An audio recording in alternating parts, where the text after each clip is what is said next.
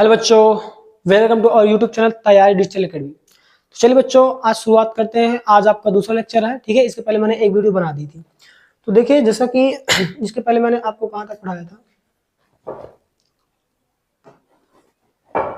इसके पहले जो आपकी पहली क्लास हुई थी, तो पहली क्लास में आपका यहाँ सब हो गया था, ठीक है। मैंने आपको 4 चीजें पढ़ा दी थी। देखिए, पुष्प की जो संरचना थी, पुष्प की संरचना की हेडिंग पूर्ण रूप से हम क्या कर लिए थे, पढ़ चुके थे, ठीक है। मैं थोड़ा पेन को पहले चेंज कर ले रहा हूँ। चलिए, देखिए आपका क्या था कि पुष्प की संरचना पूर्ण रूप से, जो ये आपकी हेडिंग पुष्प की संरचना है, इसको हम क्या कर लिए थे, कंप्लीट कर लिए थे, ठीक है। हाँ, पुष्प की संरचना की जो हेडिंग है, ये इसको हमने क्या कर लिया था, पुष्प की संरचना कंप्लीट कर ली थी। पुष्प की संरचना के लिए मैंने बताया था कि मुख्यतः 4 चीजों की आवश्यकता होती है, ठीक है, जो कि कौन से हैं, बाह्य बाह्य दलपुंज है, दूसरा दलपुंज है, तीसरा क्या, पुमंग, और चौथा जायांग है। तो इन 4 चीजों की आवश्यकता होती है। यदि ये 4 चीजें पाई जाएंगी तो उसको हम पूर्ण पुष्प बोलेंगे। क्या बोलेंगे, पूर्ण पुष्प बोलेंगे, ठीक है।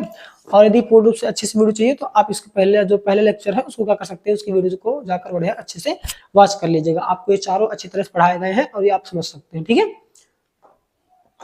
तो अब हम क्या करते हैं कि हमारा यहाँ तक हो गया था पुमंग की संरचना वगैरह। देखो मैंने बताया ना कि बाह्य दलपुंज हो गया, दलपुंज हो गया, पुमंग हो गया, और स्त्री केसर, मतलब स्त्री केसर या जायांग, ये हो गया था। इसके विषय में हमने डिस्कस कर लिया था अच्छी तरह से, ठीक है। अब हमें क्या करना था, अब हमें आगे बढ़ना था। इसके आगे मुझे आज से क्लास स्टार्ट करनी है, ठीक है। तो जो भी जिनका भी छूट गया हो तो पिछली वीडियो को क्या कर लीजिएगा, वॉच कर लीजिएगा, अच्छी तरह से देख लीजिएगा। चलिए, इसके लिए मैंने थोड़ा सा यहाँ पे बना दिया पहले से ही। देखिए, यहाँ बताया गया है निषेचन के जो पूर्व घटना होती है, निषेचन के पूर्व जो संरचनाएं एवं घटनाएं होती है, उनके विषय में थोड़े जान लेते, जानकारी प्राप्त कर लेते हैं। जैसे कि आपको पता होगा, यहाँ पे दिख रहा होगा, इसको थोड़ा पहले मैं बड़ा कर लेता हूँ क्योंकि मैं कल देख रहा था कि अच्छी तरीके से फिर आती नहीं है, ठीक है। 1 मिनट रुको, उसके बाद में मैं बड़ा कर लूंगा।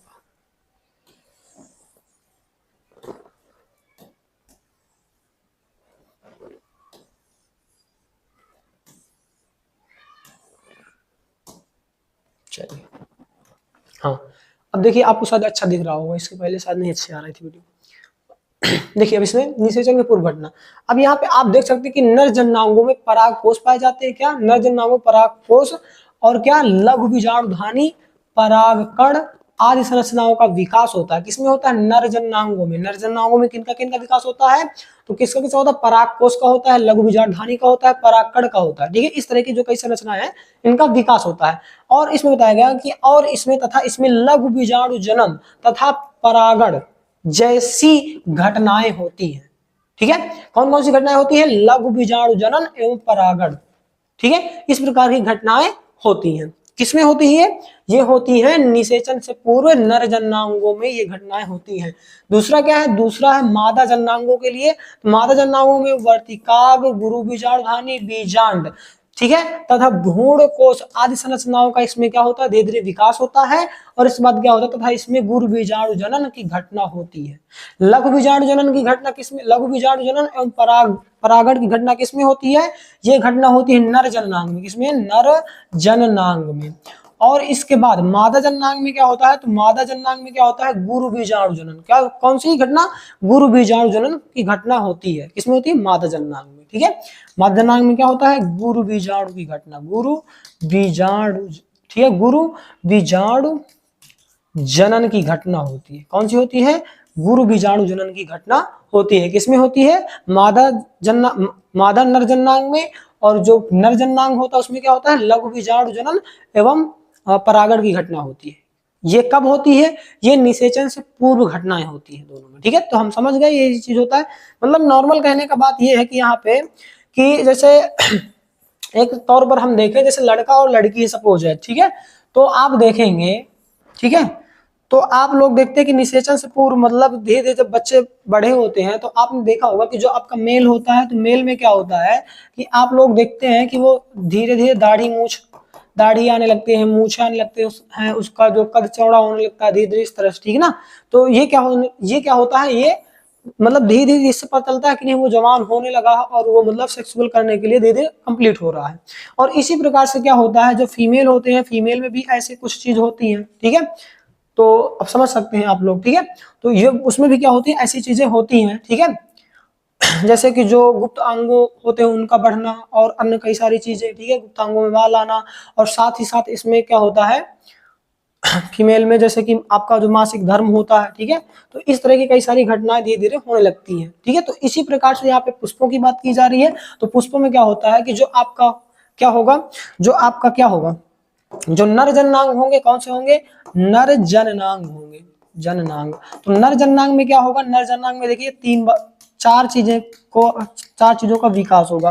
पहला कौन सा होगा, पहला होगा पराग कोष, इसमें बनेंगे, क्या बनेंगे, पराग कोष का बनना शुरू हो जाएगा, ठीक है। दूसरा क्या होगा, लघु बीजाणुधानी बनना शुरू हो जाएगा, क्या हो जाएगा, लघु बीजाणुधानी, लघु बीजाणुधानी का बनना क्या हो जाएगा, शुरू हो जाएगा, ठीक है। इनका मतलब विकास होगा। फिर क्या होगा, परागकण होंगे, क्या होंगे, परागकण बनने शुरू हो जाएंगे। और साथ ही साथ क्या होगा, अच्छा तीन ही चीजें, तो तीन चीजों का क्या होता है, धीरे धीरे विकास होने लगता है। तो तीन चीजें इसमें आ गई और इनका क्या होगा, विकास होगा। किसमें होगा, ये होगा नर जननांग में। किसमें होगा, नर जननांग में। मादा जननांग की बात करें, किसकी बात करें, मादा जननांग की। चलो मादा जननांग की बात करें, तो मादा जननांग की यदि हम लोग बात करें तो मादा जननांग में क्या होता है कि आप देख सकते हैं कि वर्तिकाग्र और गुरु बीजाणुधानी तथा बीजांड एवं भ्रूणकोश, इसमें चार चीज होती है। कौन कौन सी, देखो पहला क्या है, वर्तिकाग्र, वर्तिकाग्र, इसका क्या होगा, विकास होगा। दूसरा क्या है, गुरु बीजाणुधानी, कौन सी, गुरु बीजाणुधानी, गुरु बीजाणुधानी, ठीक है। और तीसरा कौन सा है, तीसरा है आपका इसमें कौन सा, बीजांड, क्या है, बीजांड, ठीक है। और चौथा क्या है, चौथा आप देख सकते हैं कि चौथा आपका दिया भ्रूण कोश, क्या दिया है, भ्रूण कोश। तो इनका क्या होने लगता है, विकास होने लगता है। इनका क्या होने लगता है, इनका विकास होने लगता है। क्या होने लगता है, विकास होने लगता है, ठीक है। बात समझ में आ गई होगी, यहां तक क्लियर है। तो ये बात आपको समझ में आ गई अच्छी तरीके से कि किसमें किसका विकास होता है। ये सब क्या है, ये सब निषेचन की पूर्व की घटनाएं हैं, क्लियर। अब इसके बाद थोड़ा सा हम यहाँ पे ये देखते हैं कि जब निषेचन होता है तब क्या होता है, ठीक है। मान लीजिए निषेचन की बात की घटना है, ये विकसित हो गया, फिर इसके बाद जब निषेचन हो जाता है तब क्या होता है। देखिए साथ ही साथ अब यहाँ पे आगे बताया जाएगा आपको, ठीक है, कि पुष्पीय, ये पहले बताया जाएगा कि पुष्पीय पौधों में लैंगिक जनन होता किस प्रकार से। ये घटना तो हमने देख लिया, ठीक है। तो अब मैं क्या कर रहा हूँ, थोड़ा सा इरेज कर दे रहा हूँ, ठीक है। अब थोड़ा सा स्क्रीनशॉट वीडियो को थोड़ा बैक करके ले लीजिएगा, यदि आ सके, ना आए तो कोई बात नहीं, आपके पास यहाँ पे थ्योरी पूर्ण रूप से लिखी ही है। इसके बाद देखते हैं क्या कि पुष्पीय पौधों में पादपों में लैंगिक जनन किस प्रकार से होता है। तो पहले इस थ्योरी को आपको पढ़ा रहा हूँ, ठीक है, फिर इसके बाद समझाऊंगा। यह कि पुष्प के अंदर नर जननांग के रूप में पुंकेसर होता है एवं मादा जननांग के रूप में स्त्री केसर या जायांग होता है, ठीक है, जिसको मैंने क्या किया, इसके पहले जस्ट पढ़ाया है, ठीक है।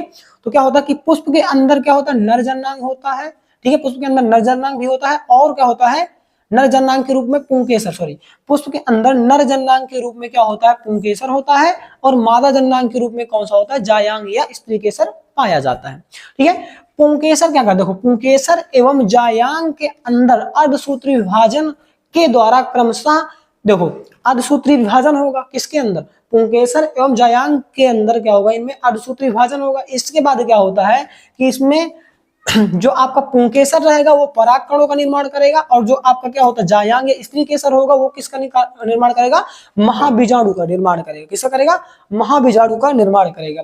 और इसके बाद क्या होता है कि जो पराग कण होते हैं, ठीक है, पराग कण से नर युग्मकोद्भिद का निर्माण होता है। किससे, पराग कण से, जो आपका आ गया, पराग कणों से क्या होता है, नर युग्मकोद्भिद का निर्माण होता है, एवं महाबीजाणुओं से किसका निर्माण होता है, मादा युग्मकोद्भिद का निर्माण होता है। इसके बाद क्या होता है, इसके बाद आपका जो नर युग्मकोद्भिद होगी, नर युग्मकोद्भिद से नर युग्म का निर्माण होता है, एवं इस जो मादा युग्मकोद्भिद होती है तो मादा युग्मकोद्भिद से अंड कोशिका का निर्माण होता है। किसका होता है, अंड कोशिका का निर्माण होता है, अंड कोशिका बनती है। फिर इसके बाद क्या होता है कि नर युग्मक एवं अंड, अंड के मतलब जो अंड कोशिकाएं होती है, इनके दोनों के संयुग्मन से या निषेचन से किसका निर्माण होता है? युग्मनज बनता है। क्या बनता है? युग्मनज बनता है। और निषेचन के पश्चात युग्मनज युक्त बीजांड को, मतलब जो इसके बाद क्या होता है, जो निषेचन के पश्चात युग्मनज बनता है उसी को हम क्या कहते हैं? उस युग्मनज युक्त को ही हम क्या बोलते हैं? बीजांड बोलते हैं। और बीजांड ही बाद में क्या होता है? जो जाकर आगे चलता है, जिसके अंकुरण से क्या होता है? नए पौधों का निर्माण होता है, जो आपका क्या कहेगा? बीजाणुभिद का निर्माण होता है। ठीक है, बीजाणुभिद आ जाएगा, फिर इसके बाद क्या होगा? अंकुरित होगा, पेड़ पौधे नए नए उगने लगेंगे। ठीक है, तो ये बात आपको समझ में आ गई होगी। अब यही बात मैं आपको डायग्राम में समझाना चाहूँ तो इस प्रकार समझा सकता हूँ। ठीक है, इसके लिए थोड़ा सा मुझे पहले इसको छोटा करना पड़ेगा। ठीक है, और इस भाई साहब को बड़ा करना पड़ेगा। यहाँ पे एक काम करता हूँ, इसको इधर ले आता हूँ थोड़ी देर के लिए और इनको इधर ले आ रहा हूँ।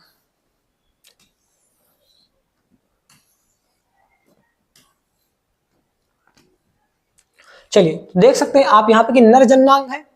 देखो, पुष्प में दोनों चीजें उपस्थित होती है। ठीक है, पुष्प में ये क्या रहेगा? ये एक तरफ नर जननांग और एक तरफ क्या? मादा जननांग। एक तरफ है। ठीक है,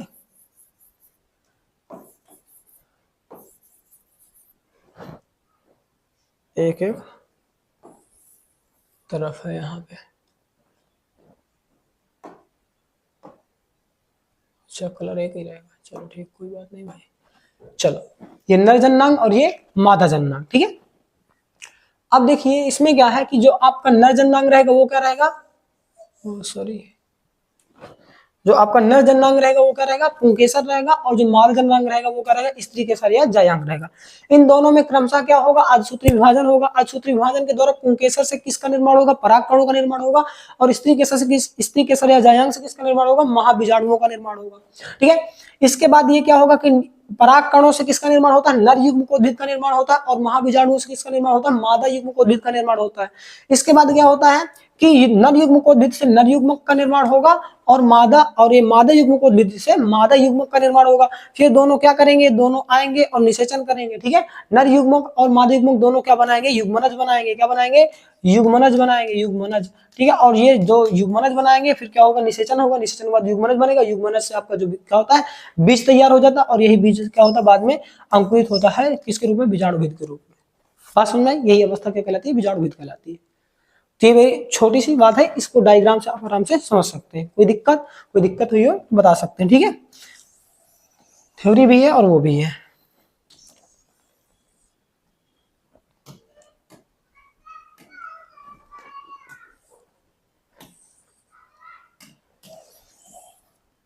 ओ भाई, बोला कहाँ था?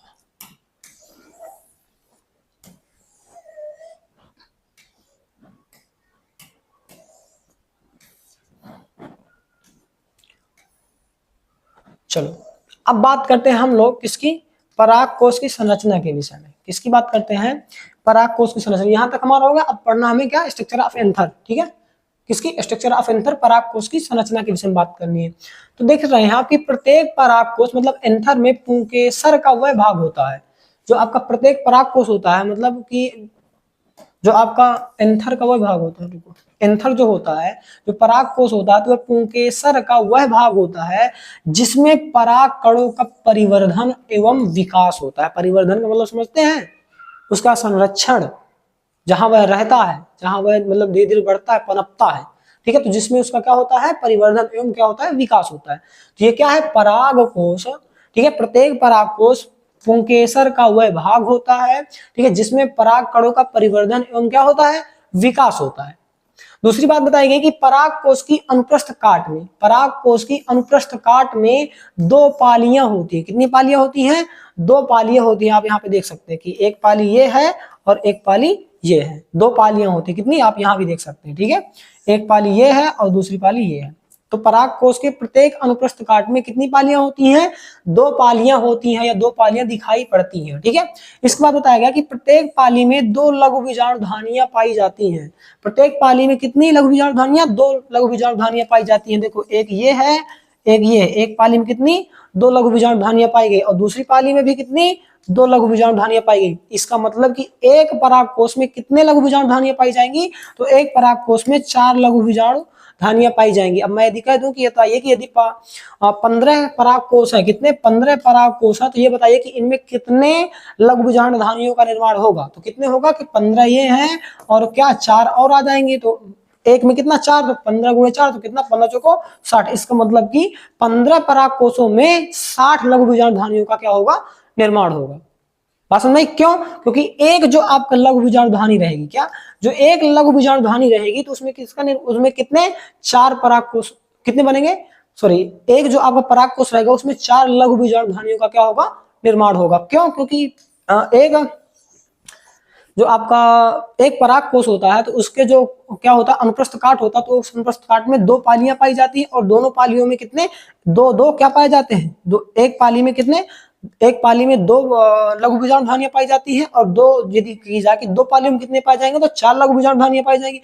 अतः एक पराग कोष में कितनी 4 लघु बीजाणु धानियां पाई जाएंगी, तो 15 में कितनी पाई जाएंगी 15 गुणे 4 मतलब कि 15 चौको 60। अतः कितनी 60 लघु बीजाणु धानियों का क्या होगा, निर्माण होगा। तो ये थी आपकी, ये स्ट्रक्चर है आपका, संरचना है ये, ठीक है। आप बना सकते हैं अच्छी तरह से। क्लियर है? यहां तक आपको बात समझ में आई होगी, ठीक है।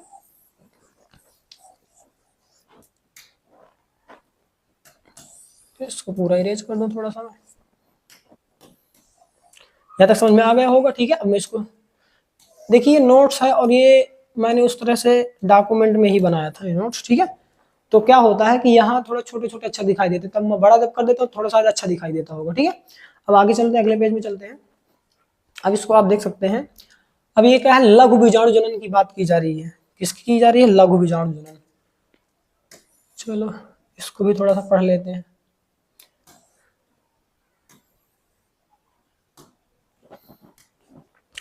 लघु बीजाणु जनन मतलब माइक्रो क्या है, माइक्रो, ठीक है। फिर स्पोरजेनियसिस, ठीक है, इसके विषय में पढ़ते हैं। तो ये क्या है कि पराग कोष तथा पराग कणों के निर्माण की प्रक्रिया को लघु बीजाणु जनन कहते हैं। पहला काम बताया गया कि पराग कोष एवं पराग कणों के, पराग कोष भी बनेगा फिर पराग कण भी बनेंगे, इन दोनों की निर्माण की जो प्रक्रिया होती है उसको हम क्या बोलते हैं, लघु बीजाणु जनन कहते हैं। फिर बताया गया कि पराग कोष फिर बताया गया कि पराग कोष एक समान विभज्योत की कोशिकाओं से बना एक अंडाकार समूह होता है। मतलब कि इसमें विभाजित रहती है, कई सारी जो कोशिकाएं होती है वो विभाजित रहती हैं, लेकिन क्या होती है कि एक समान होती है, एक समान विभाजित रहती है, ठीक है। कोशिकाओं से बना एक अंडाकार, कैसा, एक अंडाकार समूह होता है जो बाह्य स्तर द्वारा घिरा रहता है। जो किसके द्वारा घिरा रहता है, जो बाह्य स्तर द्वारा घिरा रहता है, जो धीरे धीरे विकास करके 4 पालियों वाला हो जाता है। जो बाद में धीरे धीरे विकास करके कितने पालियों का हो जाता है, 4 पालियों वाला हो जाता है।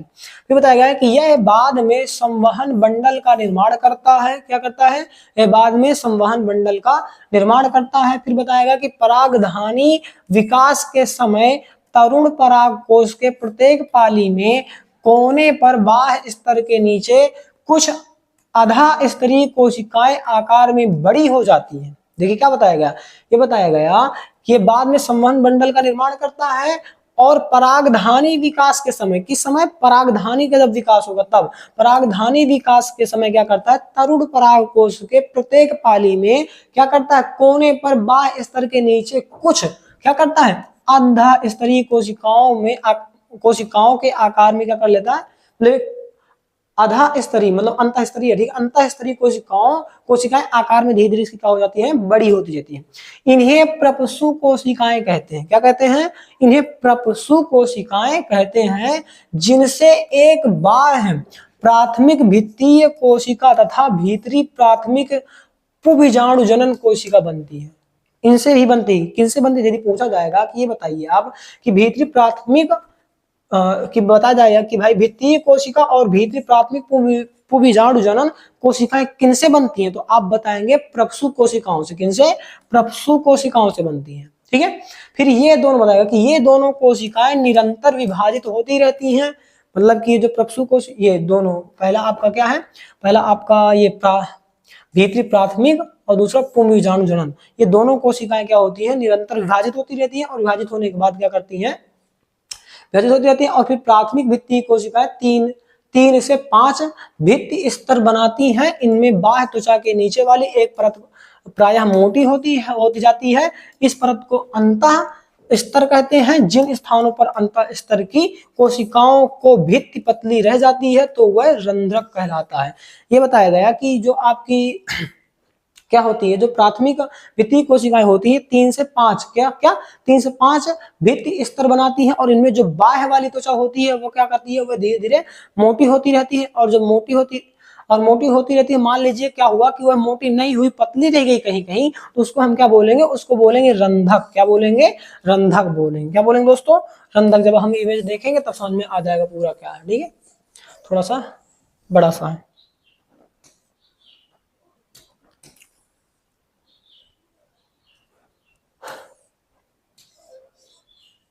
रंधक कहते हैं। ठीक है, अब आगे बताया गया रंधक के बाद देख लीजिए, इसमें बताया कि अंतः स्तर से अंतः स्तर से नीचे वाली 1 से 3 परत की कोशिकाएं मध्य स्तर तथा सबसे नीचे वाली परत, ठीक है, परत में टेपिटम बनाती है। क्या बनाती है, टेपिटम बनाती है। बताया गया कि अंतः स्तर से नीचे, अंतः स्तर से जब नीचे आएंगे, ठीक है, तो अंतः स्तर से नीचे वाली 1 से 3 परत की कोशिकाएं, कितने, 1 से 3 परत की कोशिकाएं क्या बनाती है, मध्य स्तर तथा सबसे नीचे वाली परत का निर्माण करती हैं। ठीक है, तो वही सबसे नीचे वाली परत में किसका निर्माण होता है, टेपिटम का निर्माण होता है। किसका, टेपिटम का। और टेपिटम की कोशिकाएं अर्धसूत्री विभाजन द्वारा बहुगुणित हो जाती हैं। जो टेपिटम वाली होती है, तो टेपिटम की कोशिकाएं, जो टेपिटम एक क्या परत है, जो सबसे क्या अंदर है, सबसे अंतः है। ठीक है, जो टेपिटम है, तो टेपिटम की क्या है, कोशिकाएं अर्धसूत्री विभाजन के द्वारा क्या हो जाती है, बहुगुणित हो जाती हैं तथा बाद में, ठीक है, तथा बाद में नष्ट होकर लघु बीजाणुओं के पोषण में सहायक होती है। तो टेपिटम क्या करती है, यह लघु बीजाणुओं के पोषण में क्या करने का करती है, मतलब उनका भोजन बनने का कार्य करती है बाद में। कब, जब ये बहुत ज्यादा क्या हो जाएगी, बहुत ज्यादा मान लो बहुगुणित होंगे तो टूटेंगे, फूटेंगे के बाद क्या हो जाएगी, नष्ट हो जाएगी। और जब नष्ट हो जाएगी तो किनका भोजन बनेगी, लघु बीजाणुओं का भोजन बन जाती है, मतलब उनके पोषण में सहायता प्रदान करती है। ठीक है, और ये सबसे अंत वाली परत होती है। फिर बताया गया कि प्राथमिक पुबीजाणु जनन कोशिकाओं से अनेक लघु बीजाणु मात्र कोशिकाओं का निर्माण होता है। इनमें से कुछ नष्ट हो जाती हैं तथा कुछ गोलाकार होकर क्रियात्मक लघु बीजाणु मात्र कोशिका की तरह क्या करती है, लघु मात्र कोशिका की तरह कार्य करती हैं, जो अर्धसूत्री विभाजन द्वारा क्या हो जाती है, विभाजित होकर 4 अगुणित लघु बीजाणु बनाती हैं। ठीक है, इस प्रकार से आपका चित्र दिखाया गया, दर्शाया गया है। आपको मैं चित्र दिखा दूं थोड़ा अच्छे से। ठीक है, ये आपका चित्र है।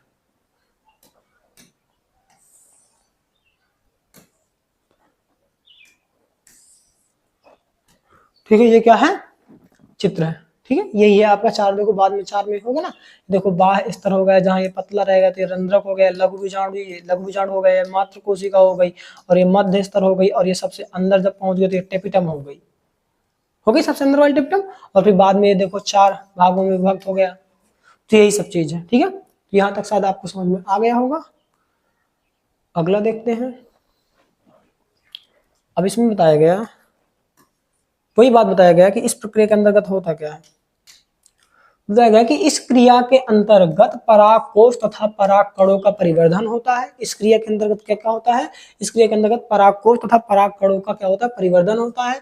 पहला पॉइंट। दूसरा पॉइंट बताया कि प्रत्येक प्रसूत कोशिका परिणत विभाजन की सहायता से विभाजित होकर बाहर की ओर एक प्राथमिक वित्तीय कोशिका तथा भीतर की ओर एक प्राथमिक पुबीजाणु जनन कोशिकाओं का निर्माण करती है। ठीक है, देखो दो चीजें, बाहर की ओर क्या करेगा, प्राथमिक वित्तीय कोशिका का निर्माण करेगा, और भीतर की ओर क्या करेगा, प्राथमिक पुबीजाणु जनन कोशिकाओं का क्या करता है, निर्माण करता है, पीएमसी। ठीक है, फिर बात आई तीसरे पॉइंट में कि इसमें जो टेपिटम होती है, तो टेपिटम पराग कोश की एक कोश की अंतः भित्ति होती है, जो टेपिटम होती है, तो पराग कोश की एक अंतः कोश की भित्ति होती है। ठीक है, फिर बताया गया कि इसकी परिभाषा हम इस प्रकार से लिख सकते हैं, जैसे कि पराग कोश के अंदर लघु बीजाणु मात्र कोशिका में अर्धसूत्री विभाजन के द्वारा लघु बीजाणु बनने की प्रक्रिया को लघु बीजाणु जनन कहते हैं। ठीक है, ये किसकी बात है, पूरी जो पूरी लघु बीजाणु जनन है, तो है क्या, उसके विषय में बताया गया। क्या बताया गया कि पराग कोश के अंदर लघु बीजाणु मात्र कोशिका में अर्धसूत्री में है, ठीक है। में अर्धसूत्री विभाजन के द्वारा लघु बीजाणु बनने की प्रक्रिया को क्या कहते हैं, लघु बीजाणु जनन कहते हैं, या लघु बीजाणु जनन यह प्रक्रिया क्या कहलाती है, लघु बीजाणु जनन प्रक्रिया कहलाती है, लघु बीजाणु जनन कहलाती है, ठीक है। अधोस्तरीय कोशिका फूल करके प्रसू कोशिकाओं में बदल जाती है, इसमें बताया गया और आगे स्टार्ट पॉइंट में कि जो अधोस्तरीय कोशिका होती है वो फूल जाती है और फूलने के बाद क्या करती है, प्रसू कोशिका में बदल जाती है, ठीक है, टर्न हो जाती है, परिवर्तित हो जाती है। और इसके बाद प्रसू कोशिका क्या करती है, मुख्य दो कोशिकाओं में विभाजित हो जाती है। पहला होता है प्राथमिक भित्तीय कोशिका और दूसरा होता है पुंजबीजाणु कोशिका, जो कि यहाँ पे आपको दिया गया था, प्राथमिक भित्तीय कोशिका और क्या होता है, प्राथमिक पुंजबीजाणु कोशिका, ठीक है। इनमें दोनों में क्या होता है, प्रसू कोशिका विभाजित हो जाती है, ठीक है। तो यहाँ तक ठीक है। अब इसके बाद क्या होगा, इसके बाद हम पढ़ेंगे कल लघु बीजाणु जनन एवं परागकण क्या है, ठीक है। इसके विषय में हम करेंगे, कल पढ़ेंगे अच्छी तरीके से। यदि आपको यहाँ तक वीडियो अच्छी लगी हुई हो तो आप हमारे चैनल को, वीडियो को लाइक कीजिएगा, चैनल को सब्सक्राइब कीजिएगा और अपने दोस्तों के पास ज्यादा से ज्यादा इस वीडियो को शेयर कीजिएगा, ठीक है। तब आप वो क्या मिलेंगे, कल मिलेंगे। तब तक के लिए आप सभी लोगों को जय हिंद, बाय, टेक केयर।